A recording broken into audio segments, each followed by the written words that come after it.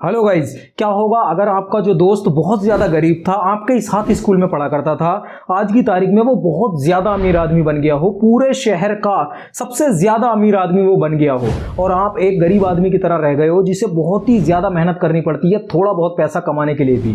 तो ऐसे में यहाँ तो दुख तो जरूर होगा आपको, लेकिन एक सवाल बहुत ज़्यादा आपके दिमाग में टक टक करता रहेगा कि भैया बना तो बना कैसे? ये इतना ज़्यादा गरीब था, मेरे ही साथ स्कूल में पढ़ा करता था, इतना ज़्यादा अमीर ये हो कैसे गया? पूरे शहर का अमीर आदमी बन कैसे गया ये? तो देखो, ये जो स्टोरी है वो इस किताब की है, the richest man in Babylon. अगर आपने ये किताब पढ़ी है तो बहुत अच्छी बात है, लेकिन अगर आपने नहीं पढ़ी तो कोई बात नहीं, बाद में पढ़ लेना।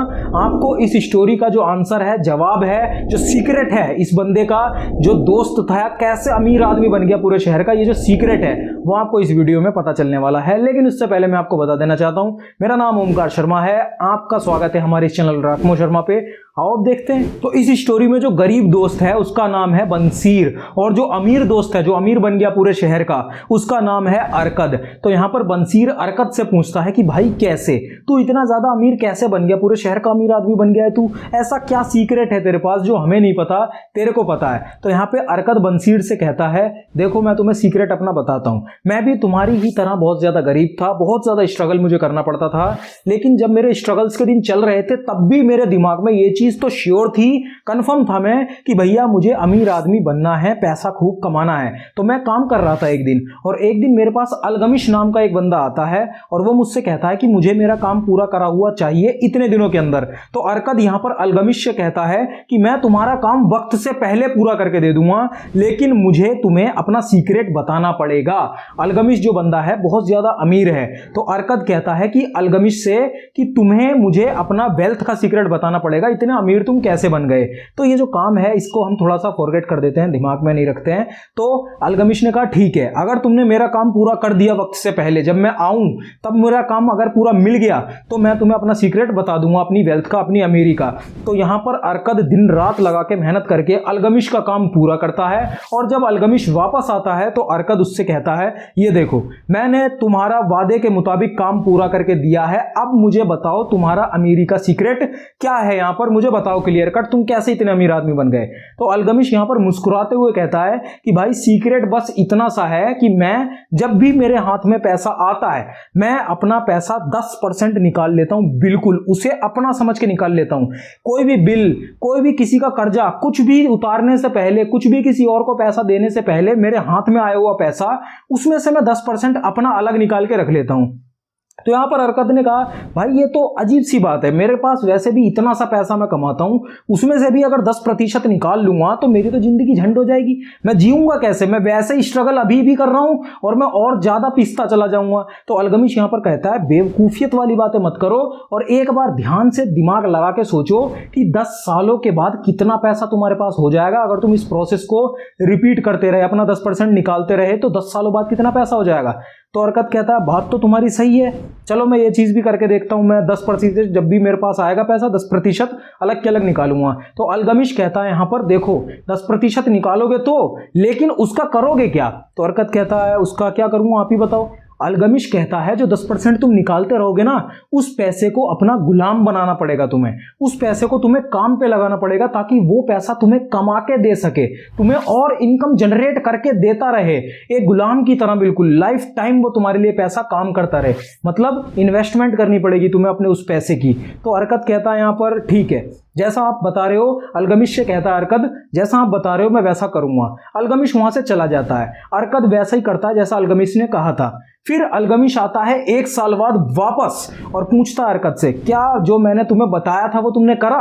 तो अरकद यहां पे कहता है, हाँ मैं मास्टर, मैंने आपने जैसा जैसा बताया था मैंने वही चीज फॉलो करी, मैंने 10% निकालता रहा और जब एक अच्छा खासा अमाउंट मेरे पास हो गया तब मैंने उसे अपने एक दोस्त को, जो कि समुद्र पार किसी काम से जा रहा था, मैंने अपने उस दोस्त को वो सारा पैसा दे दिया और उससे कहा कुछ ज्वेलरी ले आई हो मेरे लिए, ठीक है?